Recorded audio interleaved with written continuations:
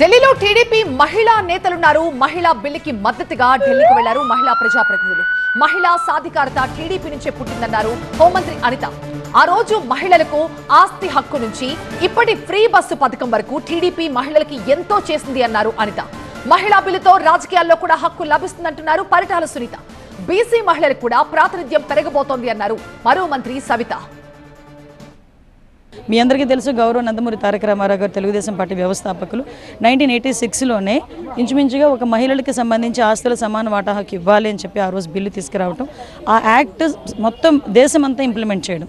దానిలో భాగంగానే ఈరోజు మనందరం కూడా ఈ ఉమెన్ బిల్లు కూడా ఒక యాడ్ ఆన్ అవుతుంది ఎన్డీఏ గవర్నమెంట్కి, అదే ఎస్పెషల్లీ తెలుగుదేశం పార్టీకి ఒక యాడ్ ఆన్ అవుతుంది. అందులో పార్ట్ తీసుకోవడం, చట్టసభలో ఇంతమంది లేడీస్ మహిళలు పార్టిసిపేట్ చేయటం అన్నది కమింగ్ సూన్. ప్రతి ఒక్కరు మాట్లాడే మహిళా సాధికారత, ప్రతి ఒక్కరు మాట్లాడే women empowerment, these are all కంపల్సరీగా అది అవుతుంది, సాధికారత అవుతుంది, సాధ్యం అవుతుంది అనే సంగతి మాకు అర్థమవుతుంది. ఈ బిల్లును వ్యతిరేకించడం అంటే మహిళల తాలూకా సాధికారతని మహిళా ద్రోహి కింద నేను భావించాలి. ఏదో వంక పెడతారు. నిజంగా ఏదైనా ఉంటే రండి చర్చించడానికి ఈరోజు అవకాశం ఇచ్చారు కదా. మీరు ఏమనుకుంటున్నారు, మీ వ్యూస్ చెప్పండి. దాన్ని బేస్ చేసుకొని ఈరోజు స్వపక్షం కూడా, ఈరోజు అధికార పక్షం ఏదైతే ఉందో అధికార పక్షం కూడా ఈరోజు ఆలోచిస్తుంది.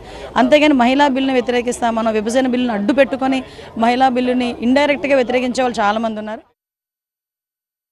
మరి మహిళా పక్షపాతి మా విజనరీ లీడర్ మా చంద్రన్ అన్న విషయం కూడా తెలియజేస్తూ, మరి అదేవిధంగా ఈరోజు భారతదేశ మహిళలందరి తరఫున మరి మా పెద్దన్నయ్య ప్రధానమంత్రి నరేంద్ర మోడీ గారికి కూడా ప్రత్యేకతమైన ధన్యవాదాలు కూడా తెలియజేస్తున్నాం. ఎందుకంటే మరి ఎంతోమంది మరి మేము మహిళా బిల్లు పాస్ చేస్తామని చెప్పారే తప్ప, మాటల్లే చెప్పారే తప్ప, మరి ఈరోజు పార్లమెంట్లో మహిళా బిల్లు పెట్టడం మరి చాలా ఆనందంగా ఉంది. మరి బీసీలు, భారతదేశంలో సగభాగమైన బీసీలకు కూడా మరి మహిళలు కూడా ఈరోజు మరి రిజర్వేషన్ కావాలి, ఖచ్చితంగా అది కూడా ఇంప్లిమెంటేషన్ జరుగుతుంది.